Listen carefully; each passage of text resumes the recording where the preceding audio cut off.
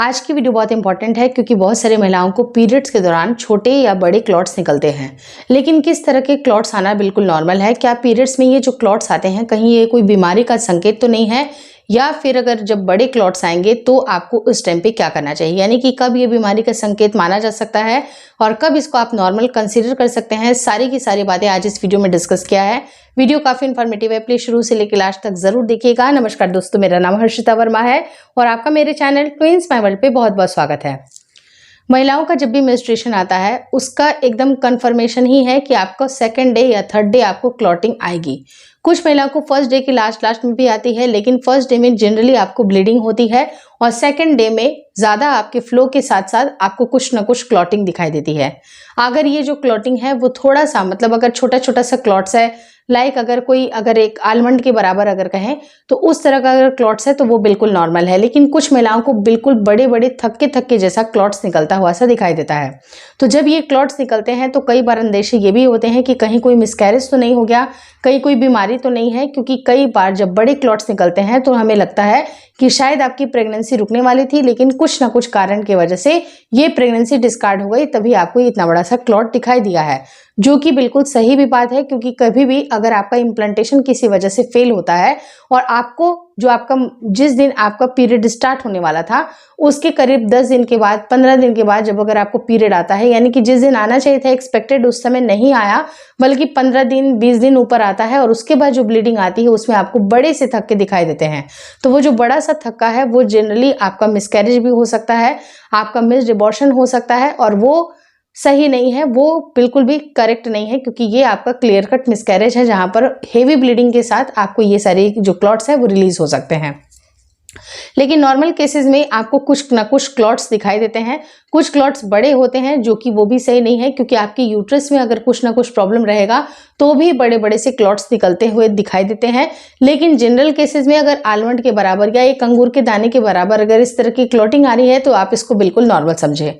आप इसको नॉर्मल इस वजह से समझिएगा क्योंकि जब भी अगर आपका मेंस्ट्रुएशन स्टार्ट होता है तो आपका पिछले महीने का जो भी ब्लड कलेक्ट होता है या फिर आपका प्रेगनेंसी उस टाइम पे नहीं रुका, किसी न किसी कारणवश अगर प्रेगनेंसी नहीं रुकती है, लेकिन आपकी यूट्राइन जो लाइनिंग है वो अगर परत मोटी बन रही है आपके बच्चे को सस्टेन करने के लिए, क्योंकि आपकी जो बॉडी होती है उस तरह की उसकी डिजाइनिंग होती है कि जैसे जैसे आपकी बॉडी में प्रोजेस्टेरोन की मात्रा बढ़ती है, ओव्यूलेशन के बाद जैसे ही अगर आप संपर्क में रहती हैं आपका फर्टिलाइजेशन होने की संभावनाएं बनती हैं, तो उस टाइम पे ऐसा एक्सपेक्टेड होता है कि मे बी अगर भ्रूण आके चिपकेगा तो उसको चिपकने के लिए वो स्पेस चाहिए, आपके यूट्रस में वो एक परत चाहिए।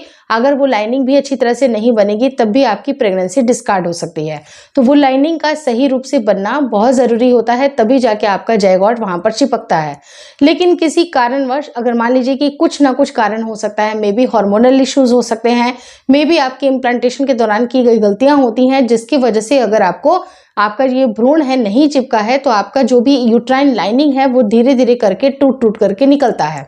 तो ये जब टूट करके निकलता है तो अगर ये बहुत ज्यादा हेवी मात्रा में निकल रहा है, यानी कि बहुत बड़ा क्लॉट अगर निकल रहा है तो वो भी बिल्कुल सही नहीं है। और वहीं पर अगर आपको बहुत ही मतलब क्लॉट्स ही नहीं आ रहे हैं वो भी सही नहीं है, क्योंकि आपका नॉर्मली क्लॉट्स निकलना जरूरी होता है और जनरली महिलाओं को दूसरे या तीसरे दिन क्लॉट्स निकलते हुए दिखाई देते हैं। अब रही बात कि इम्प्लांटेशन जो फेल होता है हमारा, क्या इसकी वजह से भी ऐसा होता है? तो जी हाँ, ऐसा हो सकता है।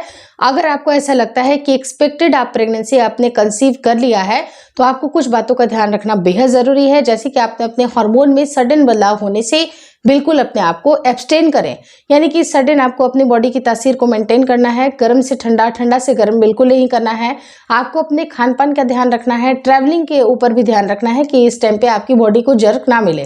तो ये सारी चीजें जब अगर आप ध्यान में रखती हैं, और बहुत सारी चीजें मैंने 10 ऐसे काम बताए हैं जो कि इम्प्लांटेशन के दौरान आपको नहीं करना चाहिए, जिसकी लिंक मैं स्क्रीन पे दे दूंगी, या फिर आप मेरे चैनल पे पॉपुलर जो प्लेलिस्ट है उसमें आप जरूर देख लीजिएगा।